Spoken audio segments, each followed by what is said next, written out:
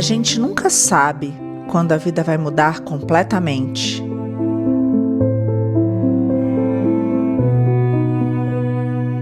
Um dia você acorda, abraça os seus filhos, trabalha e acredita que o mundo ainda pode ser justo. No outro, a sua vida vira do avesso e o país que você tanto acreditava te abandona. Que nosso patriota chega até aqui.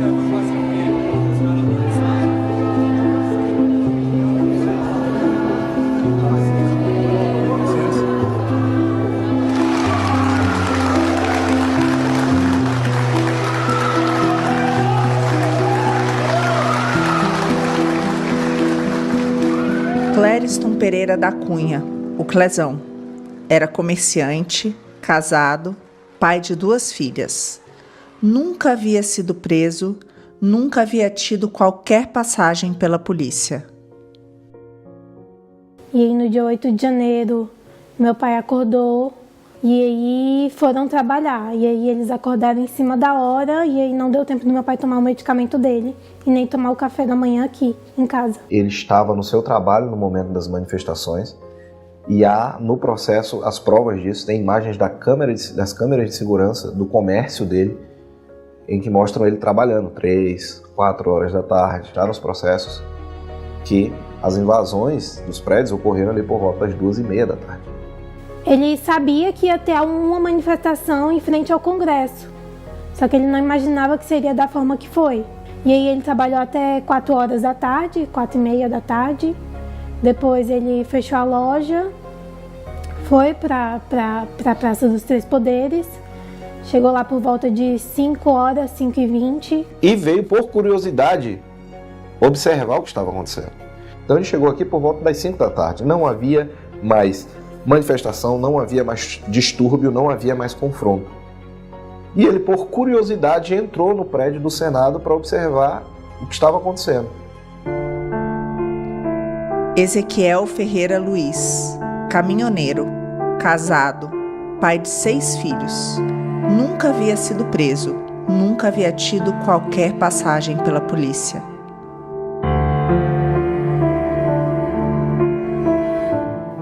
Meu nome é Vanessa, eu sou esposa do Ezequiel Ferreira Luiz. Ele foi preso em Brasília no dia 8 de janeiro. Nós somos pais de 6 crianças. Meu marido saiu de Ji-Paraná para devolver um carro em Brasília. Ele era para ser um bate e volta, era só devolver o carro e na segunda-feira já ia retornar. Que esse carro era um carro alugado, ele veio trabalhando para devolver esse carro. No dia 8, por volta de 1h30, ele estava em Anápolis, almoçando com outro amigo, inclusive tem registros de mensagem dele mandando a localização para a esposa, falando que estava lá. Quando ele chega a Brasília por volta de 4 da tarde, ele diz que estacionou ali na S2 e foi caminhando. Falou que chegou, ainda havia barreira policial, falou que ficou olhando de longe, o policial perguntou se eles queriam entrar. E eles falaram que sim, passaram por revista. E já aquela movimentação de bomba de gás, de helicóptero. Com isso, ele fala que tinha policial na porta do Planalto, chamando as pessoas para entrar. Até numa questão para se abrigarem mesmo, de se proteger, que ele entra, que eles são orientados a deitar por conta da fumaça, e eles ficam ali o tempo todo e informam para eles que é para ficar tranquilo, que quando passar a situação, eles sairiam dali.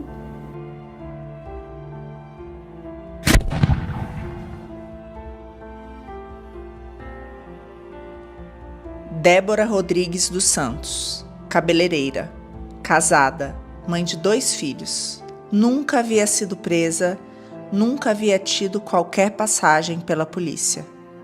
Débora veio para Brasília, ela mora em Paulínia, São Paulo.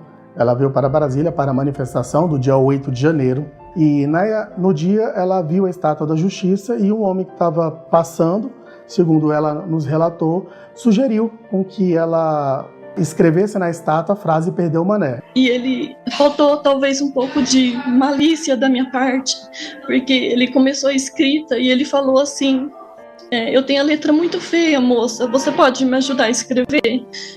E aí eu continuei fazendo a escrita da frase dita pelo ministro Barroso, e eu, de fato, não sabia, eu não adentrei em nenhum dos prédios da STF, nem do Congresso, nem da Casa do Planalto, em nenhum dos lugares, eu só fiquei naquela praça. Ela não tem nos autos qualquer prova que ela adentrou em qualquer prédio público, não tem no celular dela uma perícia consistente a fim de identificar qualquer ato que ela tenha incentivado, né, a invasão dos prédios públicos ou a depredação do patrimônio público.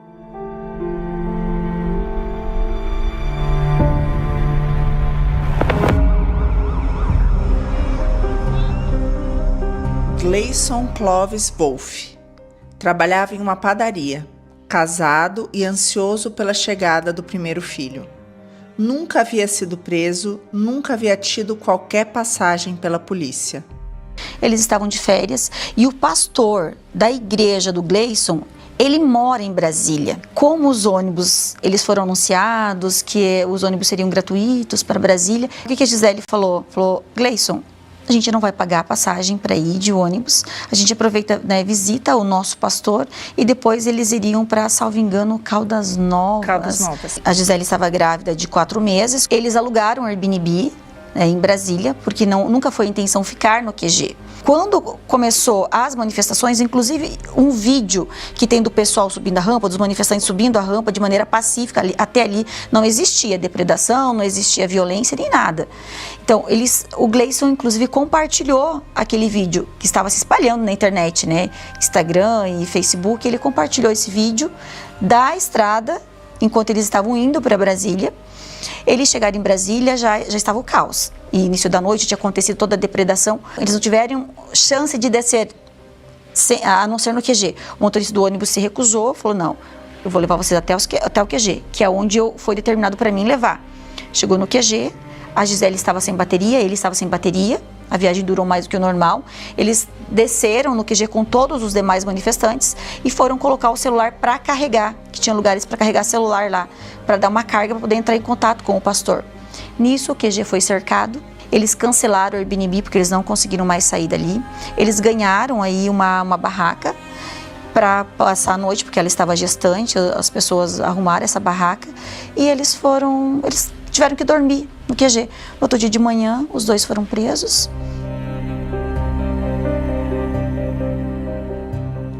Ademir Domingos Pinto da Silva, vendedor ambulante. Nunca havia sido preso, nunca havia tido qualquer passagem pela polícia. Na sexta-feira, eu fui aqui em Porto Alegre, onde tem uma galeria chamada Galeria Santa Catarina, aqui no centro de Porto Alegre. Ali eu efetuei a compra das mercadorias, que eu comprei bonés camuflados, comprei camisetas do Brasil, comprei bandeira dos 2 lados do Brasil, arrumei as coisas e fui para viajar. Daí desembarcamos do ônibus, todo mundo, eu desembarquei, tirei minhas mercadorias, comecei a vender. Já tinha vendido algumas coisas no ônibus, né? Que o pessoal que estava subindo, já vendi bandeiras no ônibus, vendi camisetas no ônibus, vendi bandeiras no ônibus. Daí, como já estava chegando próximo de Brasília, cheguei lá, guardei as coisas, desci do ônibus, né? Lá em Brasília, pelas 19 horas. Daí, o que aconteceu depois lá foi que pelas 20 horas, 21 horas, nós fomos cercados pela polícia lá.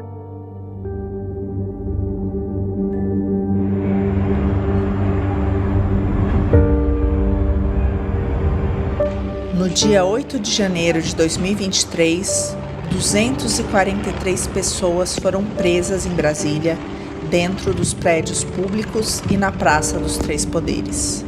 No dia seguinte, 1.929 pessoas que acampavam no quartel-general do Exército foram levadas à Academia Nacional de Polícia.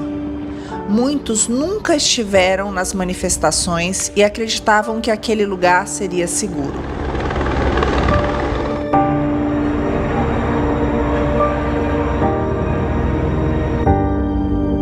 E nesse momento, os processos, o Sr. Clériston percorre ali o caminho por dentro do Senado, você consegue observá-lo, ele está ali com a bandeira do Brasil, não depreda nada, não confronta a polícia, não realiza nenhum ato de violência. E ele já começou a passar mal, porque ele não tinha se alimentado e não tinha tomado os medicamentos dele. Meu pai fazia uso de 9 medicamentos por dia. E aí ele se assustou e viu um policial, e aí o policial falou bem assim: não, você tá passando mal? Vou te mostrar o melhor caminho para você ir embora. E ele escutou esse policial e seguiu o policial. Aquilo que deveria ser uma manifestação pacífica se tornou ali no verdadeiro campo de guerra.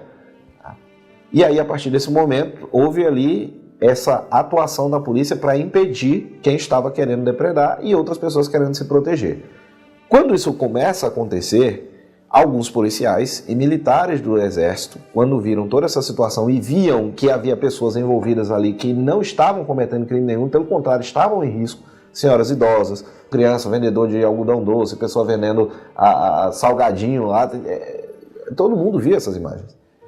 Quando essas pessoas começaram a estar em perigo, alguns militares da Polícia Legislativa, do Exército, da Polícia Militar, convidaram essas pessoas para entrar nos prédios para se proteger de toda essa situação.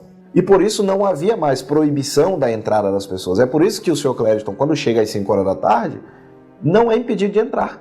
Você vê ele caminhando lá, tem um determinado momento em que ele está no plenário do Senado, ele está mexendo no celular e há um policial de costa para ele mexendo no celular também. Então, como essa pessoa representaria um risco, sendo que estava todo mundo ali absolutamente relaxado?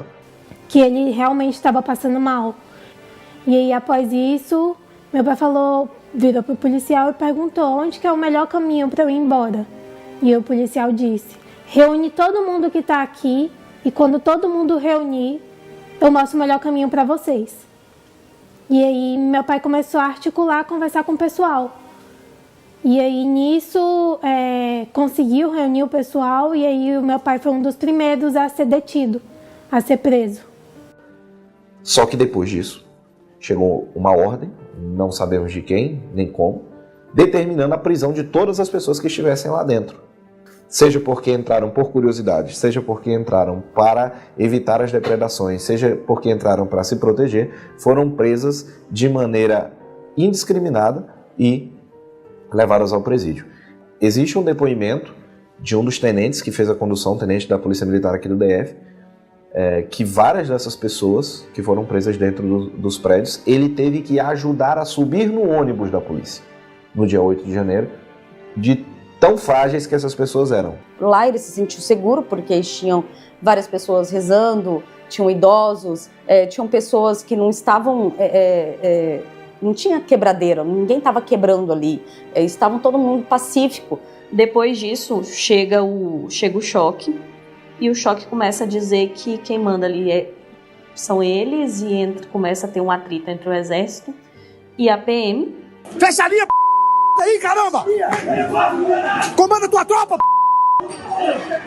Foi ele mesmo que me mandou uma mensagem falando: fica tranquila, a gente foi preso aqui, mas fica tranquila. Eu fiquei extremamente aflita e porque eu já não perdi o contato com ele, e entrei no YouTube e no primeiro vídeo lá tava um vídeo da CNN e eu vi o meu marido descendo a rampa, algemado. E aí eu tive certeza que era verdade o que ele tinha falado. E aí desde então eu já não tinha mais notícia dele. No dia 17 de março, era por volta de umas 6 horas da manhã, a Débora estava dormindo com a família. Ela e o esposo escutou os barulhos da polícia batendo no portão. Nesse momento, então, todos entraram dentro da casa, todos os policiais fortemente armados. As crianças da Débora dormiam na cama junto com ela. Deram a ela apenas poucos minutos para que ela pudesse se trocar. E ali a Débora foi levada. Eu nunca fiz nada de ilícito na minha vida. Então eu queria pedir, assim, de todo o coração, que se compadecesse de mim. Porque eu sou uma mãe, que eu nunca me afastei dos meus filhos. Essa separação tem feito eles sofrer demais. E eu só queria que que soubesse disso, Excelência, porque isso tem feito minha família sofrer demais. Estamos dando prazo de 1 hora e é um prazo bastante razoável para que todos entrem nos ônibus e saiam em paz. Todos vão se direcionar a esses ônibus, vão entrar nos ônibus e a gente vai levar vocês para os seus destinos de rodoviária para vocês seguirem seus destinos de volta para casa. Foi falado isso.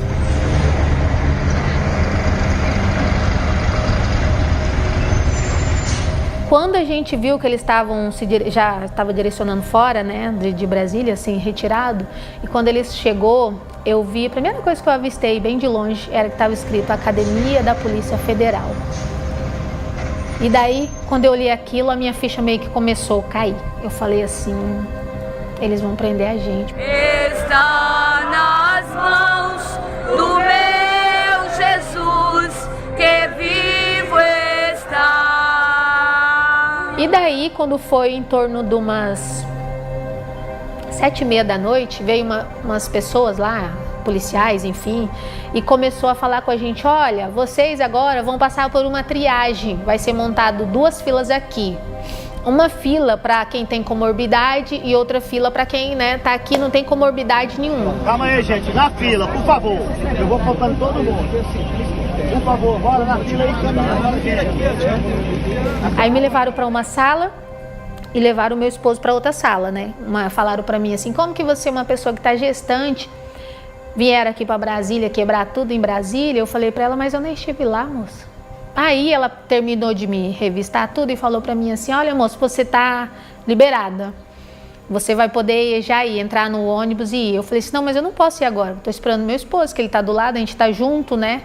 Aí ela falou assim, não, você vai no próximo ônibus, seu esposo é outra história. Aí eles me deixaram numa rodoviária, eram umas 10h40 da noite, assim. Aí eu sentei, né, adentrei lá para a rodoviária, sentei, e cada ônibus que chegava, eu tinha a esperança que ele descesse daquele ônibus. As pessoas foram presas, começaram a ser presas ali no dia 8, né, por uma ordem ilegal do ministro Alexandre de Moraes, que atendeu um pedido da Advocacia Geral da União e do senador Randolfo Rodrigues. Ambos não tinham legitimidade para pedir a prisão dessas pessoas. As pessoas que foram presas dia 8, as testemunhas de acusação, que são os policiais que conduziram essas pessoas, afirmam que acreditavam que as pessoas iriam até a delegacia, iam fazer um termo circunstanciado de ocorrência e seriam liberadas, como sempre aconteceu em todas as manifestações que saíram do controle. Essas pessoas, nenhuma delas recebeu voz de prisão, elas foram levadas, eles diziam que levariam elas para a rodoviária para que elas desocupassem aquele local ali, e na verdade elas foram levadas para o que a gente chama hoje de campo de concentração, que era a Academia Nacional de Polícia.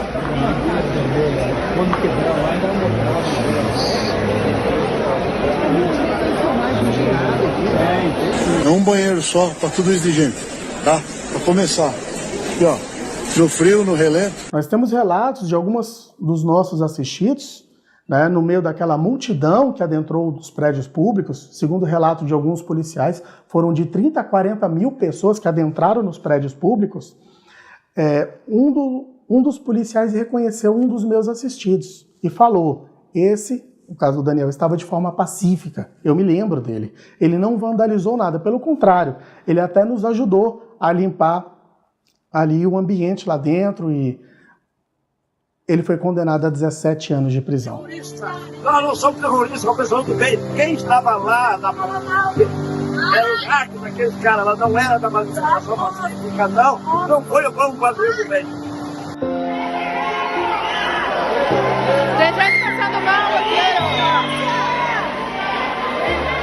O que realmente me fez perceber a seriedade do que estávamos vivendo e a falta de individualização das condutas foi a visita que eu fiz a Papuda. Não havia necessidade na época de autorização no ministro Alexandre de Moraes, o que hoje é indispensável, é um absurdo, porque eu estou há mais de 1 ano esperando a autorização do ministro Alexandre de Moraes para voltar a Papuda e poder visitar os presos do 8 de janeiro. Eles são abandonados, não têm direitos humanos, nem os mais básicos, que homicidas, estupradores têm. E quando eu cheguei no presídio e comecei a conversar com os presos, eu percebi pelos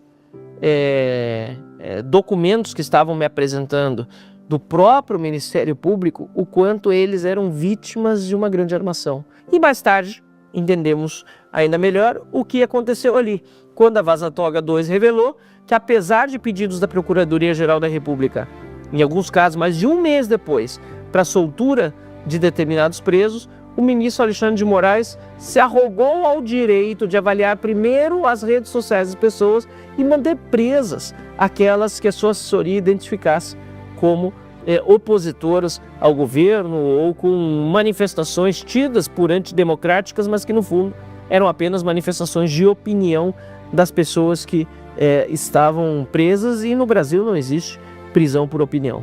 E assim que eu assumi o caso do Ademir, ele já me entregou as notas, estava com outro advogado, eu fui atrás, consegui as provas, imediatamente já fiz o pedido de revogação de prisão. E no dia 26 de janeiro mesmo, veio a primeira negativa. E nessa negativa, a fundamentação foi de que iria converter a prisão dele para preventiva, manter a prisão do Ademir, com base em uma certidão que supostamente foi elaborada aí pelo TSE, onde ele teria, mesmo após a prisão, usado redes sociais. Eu sabia que ele não tinha a rede social, que no link me direcionava para o Twitter, né, o antigo Twitter. E quando eu olhei, para minha surpresa, o link me direcionava para uma página do Twitter, aonde a última postagem dele foi em 2018 e falava, era uma crítica contra a ex-presidente Dilma Rousseff. Para essas pessoas, quando as portas se fecharam, fecharam também as esperanças. O país que diz garantir direitos humanos esqueceu deles. E o mais absurdo é que todos foram enquadrados como parte de uma organização criminosa, sem nunca terem se visto antes.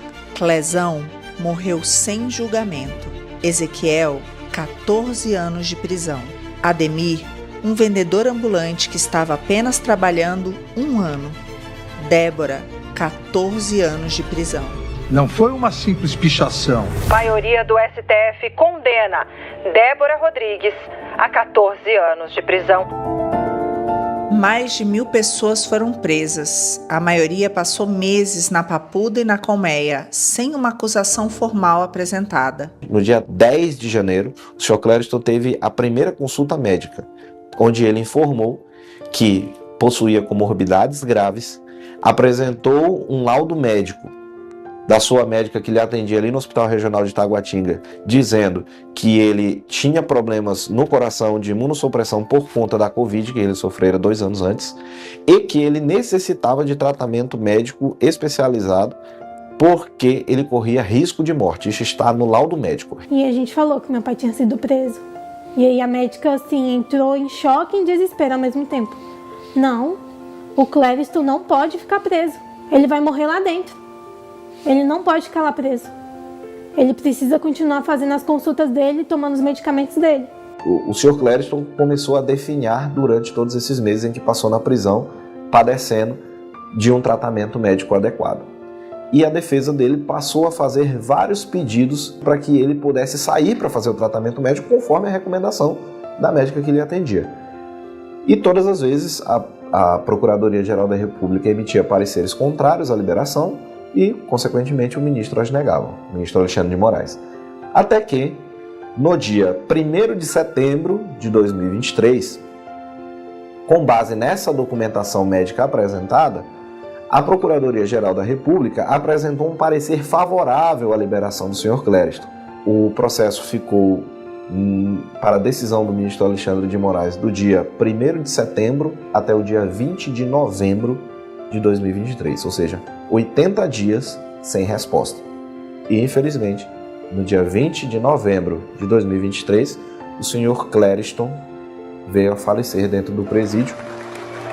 Um dia depois da morte de Clezão, o ministro Alexandre de Moraes foi condecorado pelo presidente Lula. O ministro apareceu nesta terça-feira no Instituto Rio Branco para receber das mãos de Lula a Medalha do Mérito de Rio Branco, honraria destinada a serviços meritórios. O que aconteceu com a Débora foi uma das maiores atrocidades jurídicas que já aconteceu no nosso país. Foram 9 pedidos de liberdade negados. No dia que o ministro Alexandre de Moraes recebe a denúncia da Débora, ele solta, ele mesmo profere uma decisão para soltar uma falsobiomédica acusado de matar uma outra mulher aqui no Goiás. Qual é a motivação que o ministro solta essa mulher? Ela era mãe de 2 filhos pequenos. O caso dela mudou a opinião do Fux. O ministro que estava condenando todos os réus do 8 de janeiro em penas altas. E o ministro Alexandre, com o seu trabalho, ele explicitou a conduta de cada uma das pessoas. E eu confesso que, em determinadas ocasiões, eu me deparo com uma pena exacerbada. E aí, ele foi preso e ele sofreu muita humilhação lá dentro. Muitas humilhações. Ele emagreceu quase 20 quilos. Ele relata, ele quase morreu com problemas intestinais. Assim, não é só o fato dele ter uma doença lá dentro, é da assistência. E por se tratar de presos políticos, a sensação que eu tenho é que eles não se importam, eles querem assim pagar para ver se vai morrer. E desde o primeiro pedido que fizemos no processo do Ezequiel, nós demonstramos isso, que o Ezequiel não veio de ônibus, que o Ezequiel não quebrou nada, veio a trabalho, que ele chegou já no final de tudo, não tinha como ele ter realizado aquelas atividades ali. E todas as provas foram ignoradas, salvo engano, junho ou julho de 2023. E a Vanessa teve a curiosidade de entrar para acompanhar junto com as crianças. Ele falou aquilo que era verdade ali e nós pedimos para o magistrado, ao final da audiência, se ele poderia permitir que o Ezequiel visse a família, porque o filho dele mais velho achava que ele tinha morrido. Ele ver os filhos foi muito bom, mas eu acho que ver as crianças vendo ele me causou muito mais impacto. Eles todos pediram bênção para o pai, fizeram um momento de oração, começaram a perguntar como o pai estava, eles ficaram eufóricos e perguntavam: pai, quando é que você volta? Pai, quando você volta? E ele não sabia quando ele ia voltar para casa. E ele basicamente se despediu dos filhos. Além da prisão do meu marido, tem essa multa hoje de 30 milhões. Logo no início, quando meu marido foi preso, todos os bens no nome do meu marido foram bloqueados para venda. Junto com o mandado de prisão do meu marido, foi bloqueado o licenciamento dos caminhões. E juntamente com o bloqueio do licenciamento, foi bloqueado o meu salário. Eu sou servidora pública há mais de 15 anos. Eu estava de licença maternidade do Paulo. Eu estava no 2º mês de licença maternidade do Paulo. E para mim foi uma grande surpresa. No final do mês, era para mim receber o meu salário. Eu não ter mais acesso a ele. O meu salário estava retido, bloqueado. Fui no banco perguntar por que estava bloqueado. E a informação que eu tinha era que o STF mandou bloquear.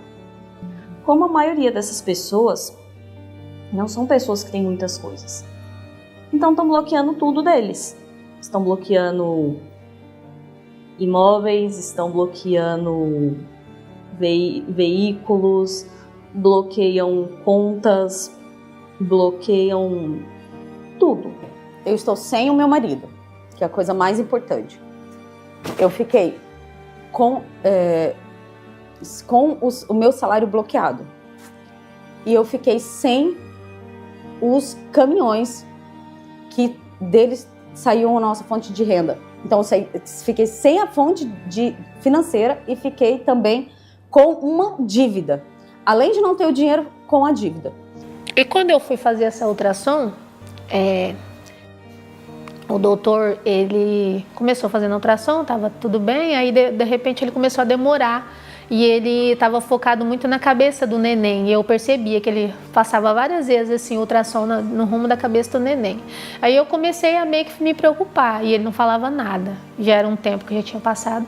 Aí ele parou e falou assim para mim, olha mãe, ele falou para mim, eu tô vendo aqui que o desenvolvimento da cabecinha do teu bebê não tá normal, ele falou pra mim. E quando ele falou isso, eu meio que me anestesiei. Eu fiquei sem resposta. Eu falei, como assim, doutor? Ele falou, aqui na cabecinha dele eu vejo que não tá desenvolvendo bem. E possa ser que o seu filho não vai nascer. Ele falou pra mim. Porque o Isaac, por ele ser uma criança com as malformações, ele não pode ser operado tipo aqui em Cacoal, porque não tem o amparo de equipe multidisciplinar e UTI neonatal para ele, né? Aí a gente precisava viajar para fora através de TFD, que era tratamento fora do estado. E o meu esposo com tornozeleira era muito transtorno e difícil para a gente conseguir. E o Isaac estava precisando urgentemente de 3 cirurgias, que ele não estava ganhando peso, ele precisava fazer uma gastrostomia, uma cirurgia de hérnia e tinha que ser com urgência, né? E daí a gente conseguiu a liberação e quando a gente chegou no aeroporto, que eu não lembro qual dos aeroportos que era, a gente foi meio que barrado lá por causa da tornozeleira. Aí nós ficamos lá naquele transtorno, né? Com o nosso filho, sem poder seguir. E eles chamaram alguns policiais federais, foram lá e ficamos por um tempo. E através dessas humilhações todas, dessas situações que a gente precisava seguir o tratamento de saúde do nosso filho, do Isaac, ele tomou a decisão de fazer um acordo que eles ofereceram, um acordo para as pessoas retirarem a tornozeleira. A gente conversou e ele decidiu assinar esse acordo para retirar a tornozeleira. Aí você fala para uma pessoa que foi presa 5 meses, que teve a vida comprometida, a vida do filho comprometida, todas as injustiças que eles sofreram, que ele reconheceu 2 crimes que ele não cometeu para extinguir a punibilidade e como se nunca houvesse existido o processo. Mas ele vai levar para sempre as marcas da prisão e de toda a injustiça que ele sofreu. Para mim chamou muita atenção porque enquanto eu visitava os presos, eu fui passando de cela em cela, corredor estreito e as celas todas superlotadas, como infelizmente comum nos presídios brasileiros, e ele foi um dos que veio na minha direção e se apresentou, e para comprovar, ele disse, eu era um vendedor ambulante, fui preso, e para comprovar que era um vendedor ambulante, tinha sido preso, ele puxou de fato da cintura um maço de dinheiro e disse, isso aqui foi uma das vendas que eu fiz no fim de semana.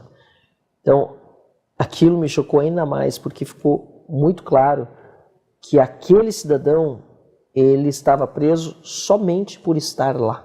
Os presos do 8 de janeiro, no meu entendimento, foram torturados de forma física e psicológica. E isso não sei o que falo. Há relatórios da Defensoria Pública da União, primeiro relatório e segundo relatório, falando, e existe relatório confirmado do mecanismo de combate à tortura, que confirmou que eles foram condenados à pena de fome, condenados a uma privação de liberdade em cadeias extremamente superlotadas, foram condenados à dificuldade de encontro com a família e todas as mazelas que é acometida dentro do estabelecimento prisional. Chegando na colmeia, a gente tinha em torno de mais ou menos ali 300 mulheres presas e elas estavam divididas em 2 alas, né? E nessas 2 alas era um banheiro para cada 130, 150 mulheres. E ali elas começaram a passar as maiores dificuldades que se pode imaginar. Falta de tratamento médico, falta de roupa, inclusive não tinham como lavar as roupas porque não tinham nenhum produto ali de higiene, o presídio não estava pronto para receber aquela quantidade de mulheres, de pessoas, tanto no feminino quanto no masculino. Depois de meses presos e liberados com tornozeleiras ou vivendo sob medidas cautelares impostas pelo Supremo Tribunal Federal, muitos fugiram. O medo de uma nova prisão fez com que muitos cruzassem a fronteira. Na Argentina, pediram refúgio político e o governo concedeu asilo provisório a parte deles. Fui para a Argentina já 2 vezes visitar, e na Argentina é muito sofrido, é muita dor. Eles não têm a mesma força, eles não têm esperança. Eles não têm esperança. É uma coisa a ser questionada, porque eles foram para lá. Nós estamos saindo da Casa Rosada, aqui, no Palácio do Governo, e nos reunimos com as autoridades que realmente têm relação com o caso dos brasileiros que estão aqui. É importante lembrar que pedir asilo político não é crime em nenhum lugar do mundo. Mas até isso agora a Polícia Federal e o governo Lula querem criminalizar. Mas o fato do presidente Javier Milei ter vencido as eleições coincidir com meses após vários brasileiros terem sido condenados injustamente a essas penas altíssimas, levou com que muitos escolhessem a Argentina buscando ter uma vida, eu não diria normal, mas pelo menos livre até o ponto em que elas podem ter uma vida livre num país onde não falam a língua e onde tem as dificuldades naturais de quem está numa condição até agora de asilado temporário e longe da família, inclusive. Porque hoje esses asilos temporários, que são renováveis a cada 90 dias, não são garantia de que essas pessoas não serão presas. Até porque 5 pessoas já foram presas, apesar de terem asilo temporário em vigor. E por que foram presas? Porque Alexandre de Moraes decidiu fazer uma caçada a esses brasileiros do exterior.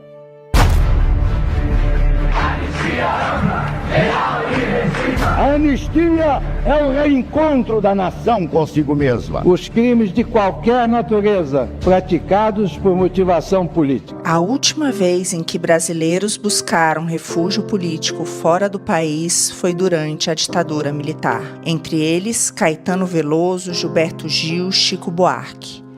Todos voltaram anistiados, celebrados e livres. Curiosamente, hoje, esses são os mesmos brasileiros que são contra a anistia. O 8 de janeiro é um episódio de baderna, de arruaça, como tantos outros que a República já testemunhou em vários governos. No governo da presidente Dilma, nós tivemos a invasão do Itamaraty, a depredação do Itamaraty, no meio daquele movimento Não Vai Ter Copa. Vândalos adentraram o Palácio do Itamaraty, quebraram vidros, promoveram baderna. Depois nós tivemos também no governo do presidente Michel Temer. O protesto em Brasília contra o presidente Michel Temer terminou em vandalismo. Um grupo de pessoas usando máscaras no rosto promoveu um quebra-quebra em meio à manifestação. Eles destruíram persianas e vidraças de pelo menos 5 ministérios, entre eles o da Integração Nacional, o do Trabalho e o da Agricultura. Arruaças em Brasília, a ocupação de prédios, de próprios. Quando eu era presidente da Câmara, houve também uma atuação de um grupo de sem terra, invadindo a Câmara, depredando, quebrando tudo, destruíram os caixas eletrônicos, estátuas, feriram gravemente um servidor da segurança da Câmara. Mas eu nunca chamei esses baderneiros de golpistas.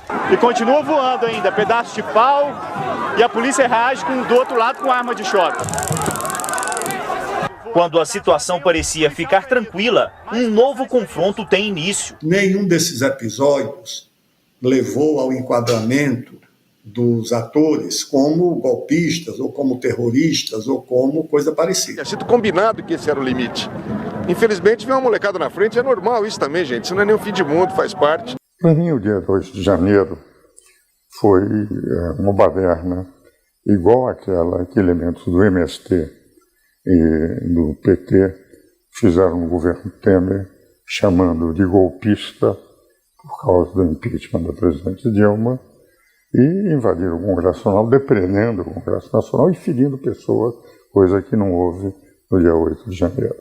Todos os líderes da insurreição comunista de 1935 saíram da prisão. O próprio Prestes, o capitão Luiz Carlos Prestes, líder da rebelião, foi anistiado, os outros foram anistiados. Você tem a anistia de 1979, no governo do presidente João Figueiredo, a anistia de todos os envolvidos na repressão e no combate ao regime militar.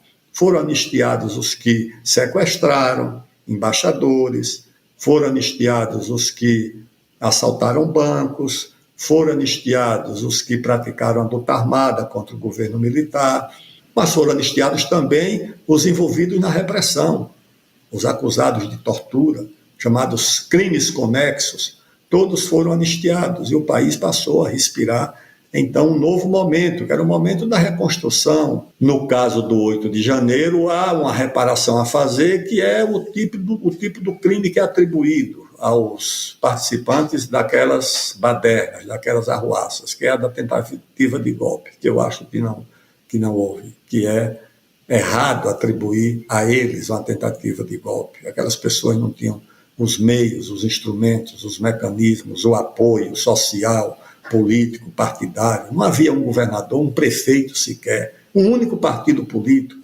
um órgão da imprensa, uma embaixada, por mais modesta que fosse, do país mais modesto do mundo, que estivesse apoiando. Disseram que o socorro chegou após 16 minutos que ele caiu. E disse que o presídio tinha feito de tudo para salvar a vida dele. Mas depois do sepultamento do meu pai, a gente soube da verdade, porque a Defensoria Pública foi lá no dia 21 de novembro e perguntou para os presos que presenciaram o dia que meu pai faleceu. E aí, o socorro chegou após 40 minutos que meu pai caiu. Lá no presídio, na Papuda, não tem desfibrilador. Então, eles não tentaram salvar a vida do meu pai. Nada mais vai trazer meu pai de volta. Nada. E vai ser uma ferida que nunca vai cicatrizar, nunca.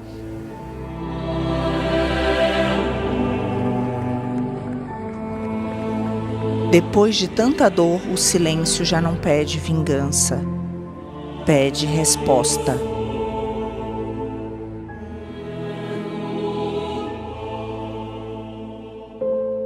Enquanto os rostos dessas pessoas sumiam das manchetes, os números continuavam crescendo. Até o momento, 1.628 ações penais. 1.198 pessoas responsabilizadas. 643 já condenadas. E penas de até 17 anos. E para cada número, há uma família que ficou para trás.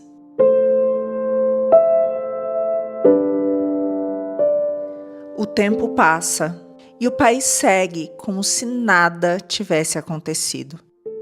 Mas há feridas que o silêncio não cura, há erros que não prescrevem. Um dia, o Brasil vai ter que olhar de novo para si mesmo e admitir que confundiu justiça com vingança. Anistia não é esquecimento, é o início de uma cura.